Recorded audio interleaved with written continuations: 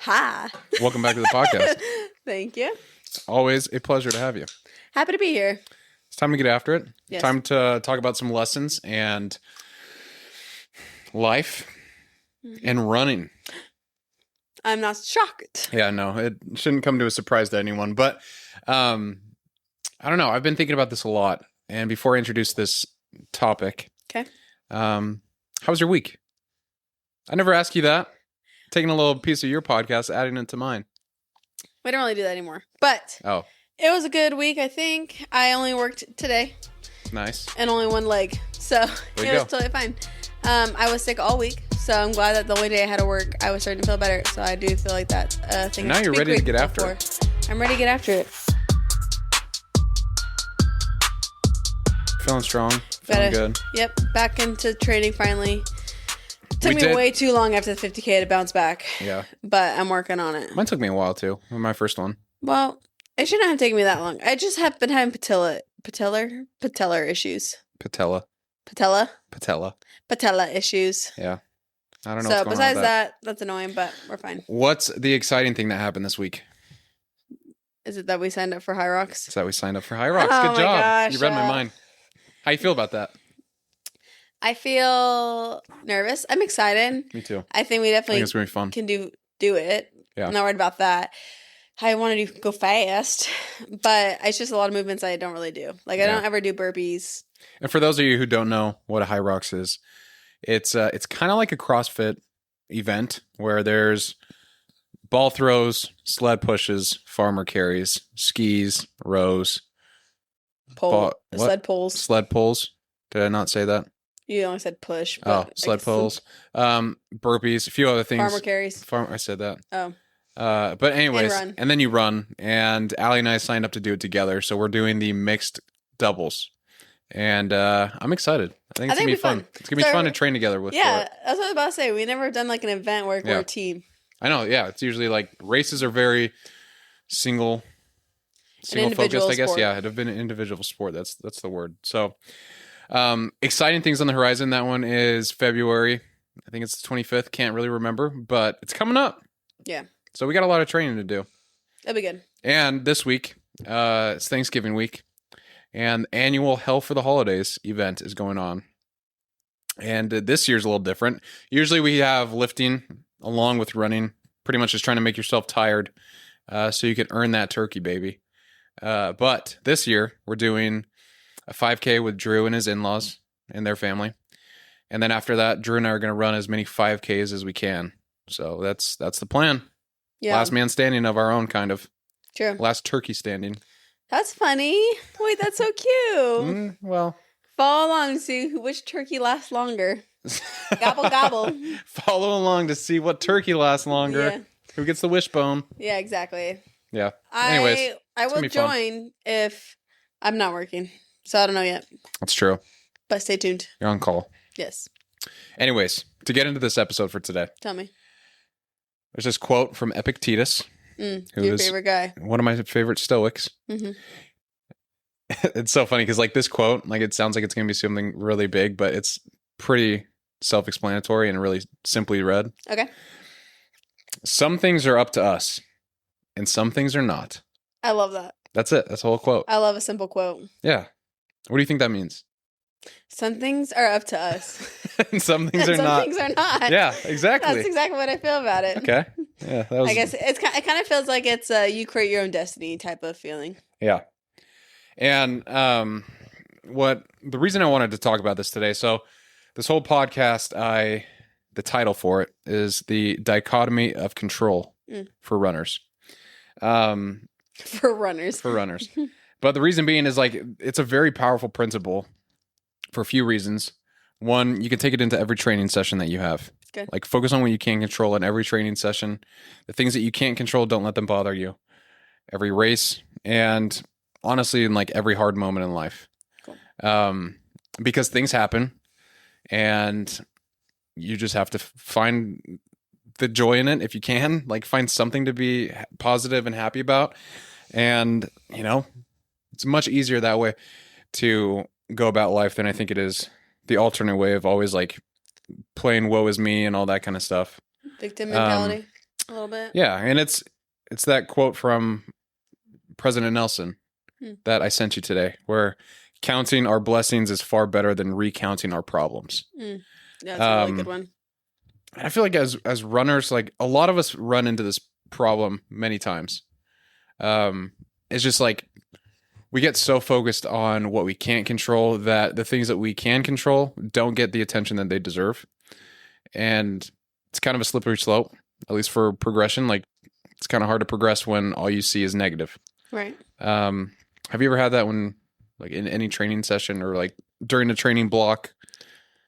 Where I see the negative? Yeah, where you focus on the negative and let that bleed into kind of your attitude and your outlook. I mean, I think I'm on a cycle. I think everyone probably hits this. It's like I'm running, I'm training, I start doing really well, I'm getting really excited, and then I do really bad, and I suck, and then I hate myself, and then I have to take like a week off, and then I come back, and I get better, and that happens to me every training period I've ever done. Like anytime you're training for a race or something. Okay. I would say though, I mean, the one that comes to mind most aggressively is when I basically like quit running last year. Yeah. Walk me through that. Why was that such a big event, and what caused you to spiral? It's honestly hard to say because I don't know why it affected me so strongly. I did my 10K for Pioneer Day, and let's see, was this last year? 2023. Okay, so that was 2 years ago. Or was it 2024? I don't know. It had been last year. Actually. I think it was last year. Yeah, pretty sure it was. I did the 10K Pioneer Day in Salt Lake, and I ran my fastest 10K, but it literally took my soul with it. And my heart hurt for 2 weeks after, and I got into like 200 beats per minute. Like, my heart rate was that insane. Actually what it was? It was actually 200. 200? Yeah, that's the only time I've ever hit 200. That's crazy. Okay. And it literally killed me, and I thought I was going to die. So then I took like a week or two off of running because it just took my soul. Yeah. And I tried to get back into running. I was training for a full marathon. I wanted to run what is it called? It's not Big Cottonwood. It's like in Payson or something. It starts with an N. Doesn't matter. Nebo. Yeah, Nebo. I wanted to get sub 330. Or sorry, 330. I wanted to qualify for Boston. And I was training. Nothing was going right for me. Everything hurt. My chest still was doing bad. And I wasn't hitting the paces I wanted. And then I finally, I had a canyon run. I was supposed to do like 20 miles that day or something. I remember this. It was horrible. Ran down the canyon. Heart was still hurting. I was just in a bad mood, not hitting any paces.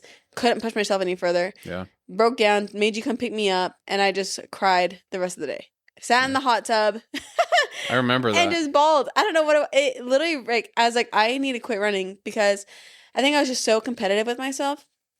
And I wanted to do so well. And I was so upset that I was doing not what I wanted to do. And my self-confidence, I wrapped it up too much in my day-to-day running performance. Not even just race performance, but my day-to-day. And because I wasn't doing how well I wanted to, like, I thought I was the worst. I was like, I am the slowest, I'm the fattest, I'm the ugliest all of a sudden for some reason. Stupid. Yeah. All like, false. As like every day, I just lost all my self-confidence, especially in running. Yeah. And so I was like, I quit running. I need to take a break. It's like affecting me mentally too strong. So I did. So I didn't run that race. And I haven't gone for 3:30 since. No, but I want to do it. I actually do want to go for speed one of these days. But then I switched goals because then you guys were doing 50K, and so then my goals shifted a little bit. But thanks for telling everyone about that. Yeah, it's fine. You got to be open a little bit. But I've seen you grow a lot. Like, you don't let that get to you as much as you used to. You still do a little bit. Like, I'll be honest, but especially like we all do. With the 50K that came up, I was getting nervous because I wasn't hitting my distances I needed. Yeah. So things like that, like if I'm not hitting like milestone goals, it freaks me out, I think, especially if I have a race or some sort coming up. Yeah. I just really don't want to not hit my goal. And so then if the training is reflecting I'm not going to hit my goal, it stresses me out really bad. So I do have bad days. but I would say like the good days obviously outweigh the bad, and I Yeah. have more good days than bad days. But those days, I mean, before the 50K, I think it was like the week or not the week. It was like 3 weeks before. I'm supposed to be hitting like 26 miles on the weekend, and I remember like the day before a long run, I was supposed to hit like 10 miles or something, and I did 2, and I said, "That's all I can do right now," and I was like, I almost didn't even tell you because I know you don't care, but it feels like I'm facing reality when I have to tell you. You're my accountability. I think your fear is like you feel like I'm a principal and you're like a little kid who's at school. It does feel that way sometimes. It's not that way at all. Like I don't care what you do. I know you don't care. I just want the runners to be, or I want the listeners, real quick, to be very clear. I don't force Allie to run. She doesn't. I think it's the whole idea of being accountable. Like, I have to admit to anybody that I'm like, Yeah. I didn't hit my run. Even if it was your brother, hard. I don't want to tell him, like, yeah, I only ran 2 miles. Like, even if I don't care about his opinion at all. Why do you think that is? Because I think you're facing reality. Yeah, this might be a little bit too personal of a question. If it is, we can move on. But no such thing. Do you think it's because, like, you're embarrassed? Yeah, 1,000%. Really? I'm definitely embarrassed. Especially, I think, because I admire you as a runner, and I can like appreciate how much hard work you put in, and I see what you're able to run through. And so it's embarrassing to be like, oh, by the way, I only did 2 miles just because I wasn't feeling it. Not because I'm like severely injured or like I didn't have a good reason. Because you run through when you don't want to, if you're not injured. And it's hard for me. If my mind's not there, then I'm like, I'm injured. Yeah. Like that's like the same It's thing. hard. It is hard. It's and hard balance. So it's definitely out of a place of embarrassment. But even if I don't tell anyone, it's still like embarrassing for me, just like that I know it. Yeah. But there's definitely days like that where I'm like, okay, like negative thoughts 1, that's it. I'm gonna go stretch and fake stretch because I hate stretching anyways. You know, you said a lot in there. Kind of want to pick apart. Sorry. No, I love it. The first being that you said that sometimes you have good days and bad days. Right. Everyone has those. Yeah.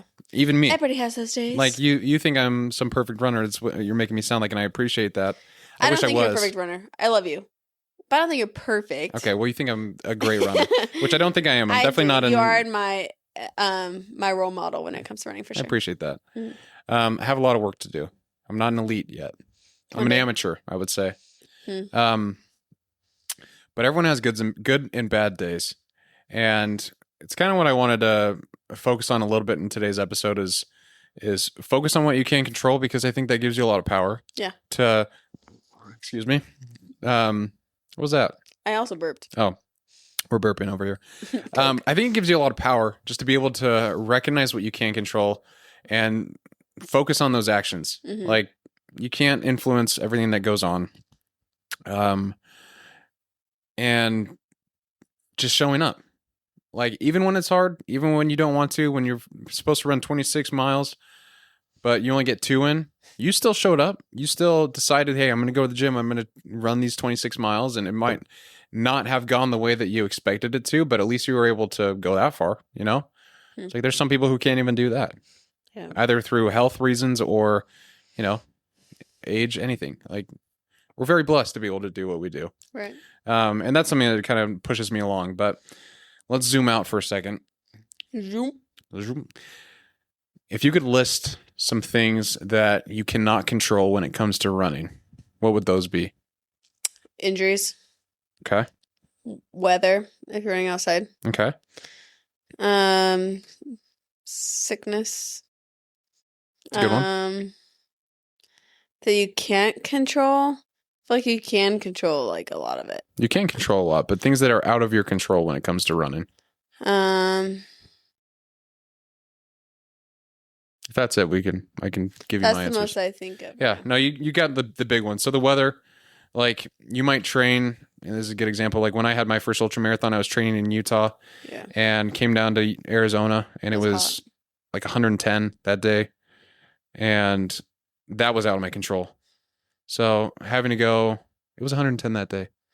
When I started the race, it was like 95. Yeah. You're smiling. I was thinking it was not 110 when you ran the race, though. No, not when I ran the race, but still. Like, holy. And so, like, going from training in Utah to having to run in this desert when it's blistering hot, that was brutal. Something I couldn't control. Same thing with like when we ran Team Tim 2024. Like it was pouring rain and it was cold. Freezing. So that was difficult. So you got that, the weather. Injuries, Obvious. illness, like those things are out of your control. I've said your genetics. Some people are tall, others are short. Like happens. Can't choose that. Other people are another one, like another factor. So in a race, especially, like you're going to get passed by people. You like some people might judge you, some people might criticize you, but you can't control what they're doing. So why worry about them? And then this one is the one that hurts the most for me, but the pace of progress. Like you can put in the work, but it might not come as fast as you would expect it to or would like it to. Right. So those are things that I believe are out of your control when it comes to running. And the reason I like put this out there and like wanted to talk about this is because once you identify some of these things, then when they come up, you can say, hey, this is out of my control. I don't have to spend brain time focusing on it or worrying about it. You just move on. Just go to the next thing and bring back to what you can. So I'll ask you the contrasted question. Okay. What are some things that are in your control? Your thoughts, your actions. Yeah, like actions being like the decision to go run and how long and stuff like that. I feel like those are the two biggies. Those are big ones. Yeah. Biggie smalls. Fuel, hydration, stretching. Yeah, recovery. Stretching is my nemesis. It sucks. Stretching sucks, but I will tell you, and I've told you many times, night and day difference. If you do it every night, I know. I promise you, you will feel better. I will. It's joyous. Better. It's joyous. Your joints will love you. That's so beautiful. I'm telling you, it's the truth. I know. I'm trying to do better. And you are. I know. I want to get that in your head because then injuries helps prevent it. Hence why I'm always injured. Recovery. That's one. Okay. Any others? Those are big ones. No. Okay. Well, here's what I wrote. Okay. You got most of them. Your effort, your preparation, your feeling, your attitude. That's a big one. Your reaction when things don't go the way you want them to. That's my weak one. That's a hard one. That's a hard one for everyone. Yeah. It sucks. Right. And you're focused on the next step, not the finish line. Smart. Like, every time I have a big race or I have a big event I'm training for, I remind myself that I used to be sick, and no matter what I do in the race, like I should just be proud of the person who I've become through trying to do these difficult things. That's cool. And like, it's just trying to have perspective. That's something you and I have been talking about a lot, is like having perspective with the things that you go through and the things that you struggle with. And usually, like if I'm in a run or a race, and you probably felt this during the 50K, like it gets to the point to where each step takes effort. Like you have to think about it. And you literally have to be like, okay. You might trip. Yeah. I start dragging my feet and I'm stumbling. Dragging it, falling over rocks. Yeah. Especially this last one. Oh my gosh. Yeah, that was brutal.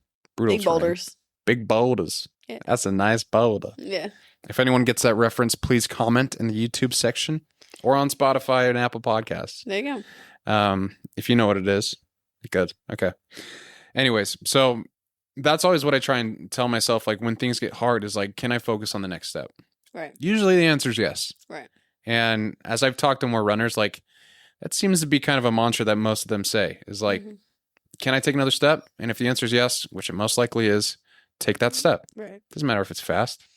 Like just try and focus on moving forward. I like that. Such good comparisons to life. I love that. Like when things are hard in life, if you lose your job, you don't know what to do, focus on the next step.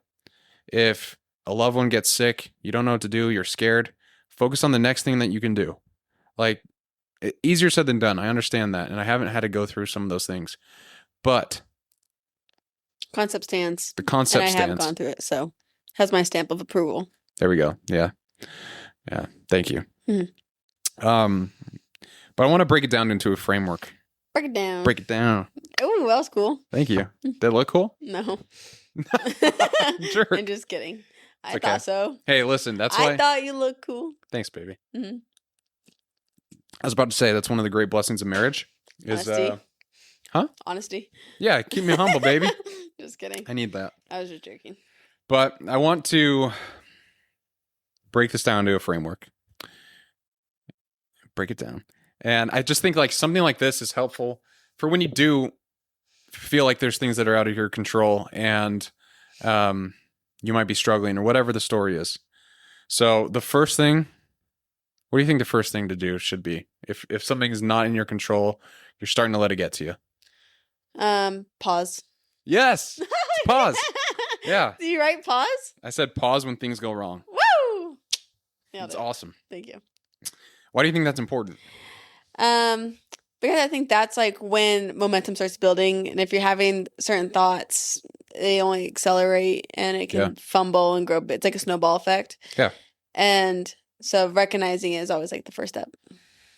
I can never make any great decisions or big decisions if I'm moving. As weird as that sounds. Like with anything. Like if I'm, when we were planning to build our house and things like that, if I was thinking about that, I needed to sit down and think about it. Right. Like, I can't be on the move. I can't be multitasking. I have to actually do the thing. Which is funny because you're a runner thinker as well. Yeah, that's different though. Running is like pausing for you. Pausing your mind. Pausing from like regular responsibilities and things. Is our light on? Yeah. Oh, sorry, God. You just gave me a scare. It gave me a scare. You can't see it from here. Running is just like a time for me to pause from typical life. Right. And it's something that I enjoy. So yes, in a sense it is like pausing for me. But the second thing that I wrote down to do is name what's outside of your control. And you need to label it. Reason being is call it out. Say it's the weather, it's pain, someone else just passed me, like whatever it is. Call out what's not in your control. Like that way it's out there, you know what it is. You don't have to spend time focusing on it. You can't change the weather if it's cold. Right. What? I was trying to do that 70s show quote and I don't know it. Can't control the weather, Jackie. I think is what it says. I don't even know what that is. Never mind. I know what that 70s show is, but I've never seen it. I only see that meme. Oh, nice. Third thing is refocus on what's within your control. Pretty simple. Right. But this could be something like, okay, focus on your breath, your strides, or just where your head's at. Mm-hmm. Focus on something other than the thing that you labeled. Mm-hmm. And then what's step number 4? It's the last one. Act on those things. Act. I'm so good. Act. Take the next step. I promise I didn't look at his notes. Yeah, we didn't prep for this. No. That's amazing. Thank you. I'm proud of you. Thank you. But yeah, that's really it. That's the framework. So pause, name it, refocus, and then act. Okay. That's it. I like it. And it's easier said than done, like I said, but you have to practice these things. It's just like with running. You can't just expect to be a great runner after one run. Mm-hmm. Like you can't expect to be able to handle all the things that are going wrong that are outside of your control just because you paused once and thought about them. Mm-hmm. This takes time to do. I'm still not great at it. I'm working on it. That's why I have this podcast. Keep myself accountable. Mm-hmm. But as simple as it is, like it's something that I deal with every day, like recognizing that there's a lot of things out of my control. Good examples, like I'm sore a lot of the times and I can't control that. I can't control how my body feels, but I know I'm still able and strong enough to go and get the workouts in. Right. And so just a couple things like that. Like I just have to focus on what I can do. And it goes back to those things like your effort, your preparation, your focus, your attitude, all those things. I think attitude's really important, especially with running. Like there's so many things to find that you can claim to be negative. Like your pain, it sucks, it's hot, you're running up a hill. True. So many things to complain about. Right. But you can't control a lot of them. So what's the point of complaining? Yeah, it might suck, but I don't think complaining gets you anywhere. Might feel good. That's true. But is it going to help you? I don't think so. Could be a hot take, but anyways. So that's really it. And if there's any new runners out here, my advice to you would be to not be afraid of slow progression. Don't worry about what others think about you. That's a big one that used to keep me back quite a bit. Is I had in it like it kept me back with the podcast. Really, everything I did is I worried so much about what other people thought about me that I didn't take the time to think about what I actually felt.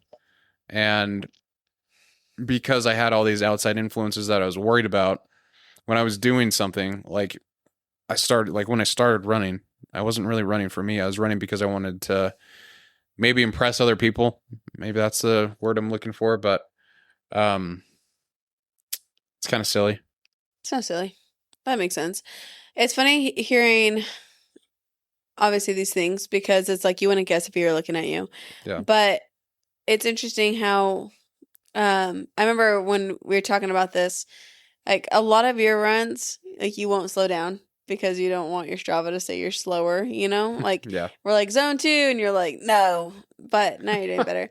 But it's funny because for a competitive runner, obviously you need data. You need to track your distance, your speeds, your pace, all of the different things, intervals, hills, whatever. But I would say, like, on top of what you were just saying about if you're a new runner, and if you're trying to like running, if you're trying to get into it, I would say don't wear your watch. Like, that's a hot take. Yes, it's cool. Like, I mean, I wouldn't say never wear your watch, but I like looking back on my old runs and seeing that it was like a 12-minute pace. Like, Yeah. it's nice to have like things to look back on. But if you're trying to enjoy it or trying not to care what people think and stuff like that, then I would say ditch the watch and do what feels good. Because people are meant to run more than we think. Mhm. Are we supposed to just kill ourselves in every single run? No, that's why people hate running. It's because it's hard. But if you go out there not looking at a pace, not like if you're like, I'm just going to go run for an hour and just who knows how far I'll go, who knows, and you're doing what's comfortable, like what's pushing yourself, but not overexerting, not like walking, you know what? Like a comfortable pace for you, then you're not worried about like what people are going to see on Strava. You're not worried about what your heart rate was or anything like that. And I think that has helped me honestly a little bit when I was like quit running for a minute.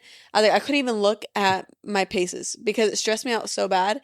And so I would start running like without my watch or like maybe like 2 runs out of the week. I wouldn't wear my watch. I'd be like, this is for me to be able to focus on how I'm feeling. Yeah. It kind of is like your mind to body connection of like, okay, how am I feeling? You're checking in with your body rather than checking my watch, checking my pace, taking my time. I'm never looking at a watch. I'm only seeing what feels right.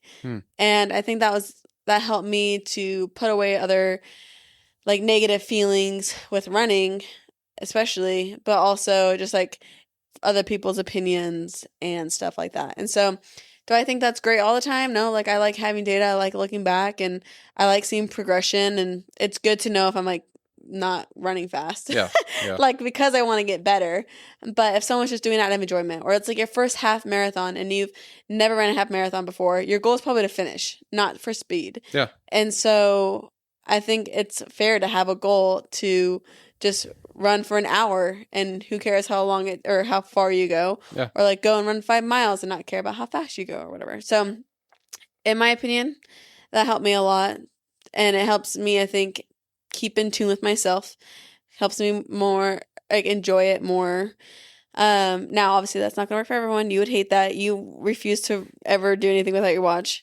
But I think that's just another idea, because in that case, you're only focusing on what does matter.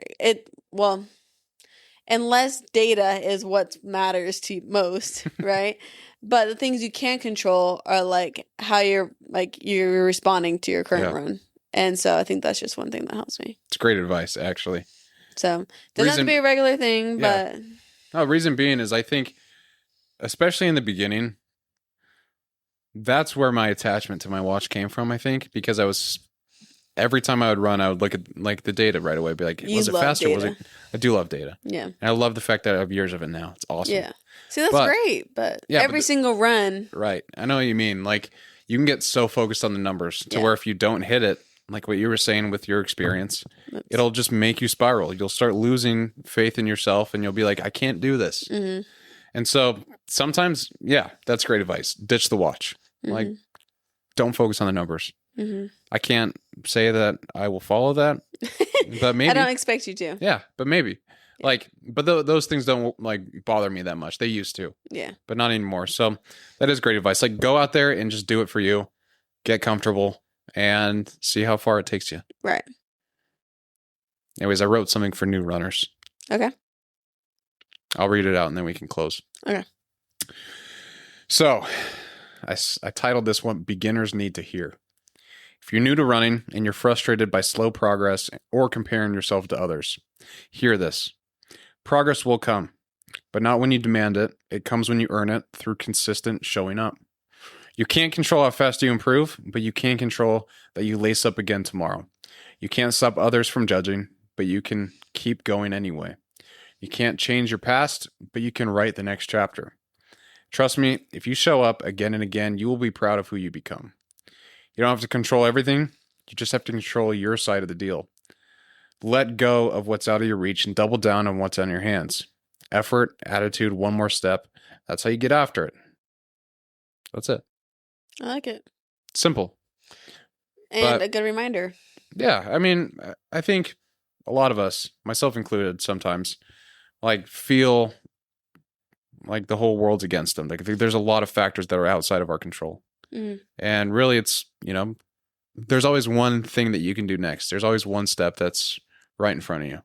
So sometimes you just got to find it. Can I add one thing? Please do. About real life.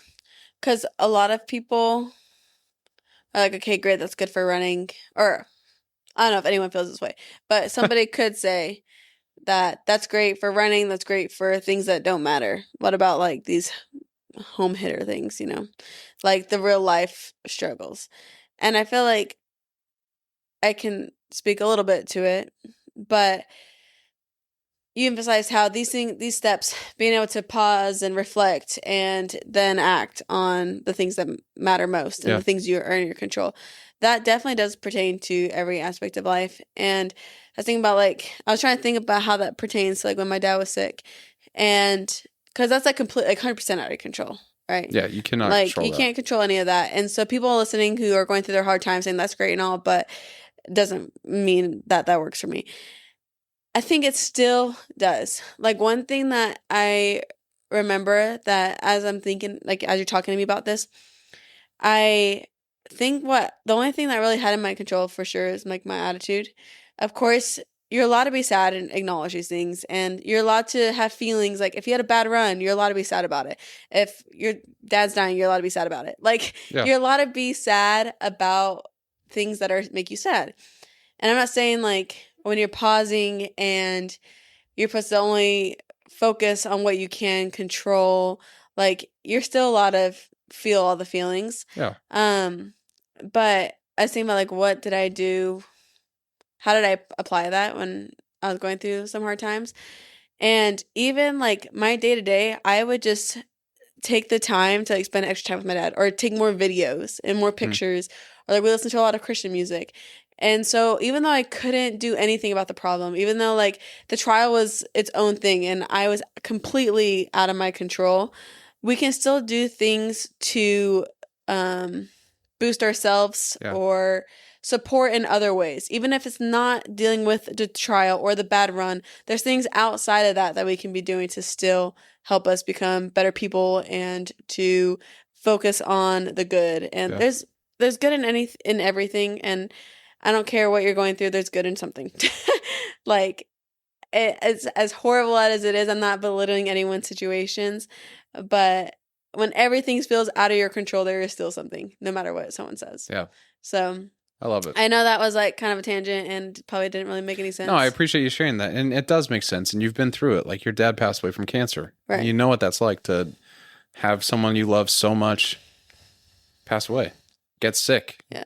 And that's horrible. And obviously that part was out of my control. And it's horrible. That's it's terrible. Right. But I love what you said. It's there's little things that you could do, like spending more time with him. Right.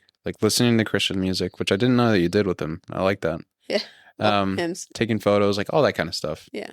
And another great example that I think about is Rob Jones. Mm-hmm. Yeah.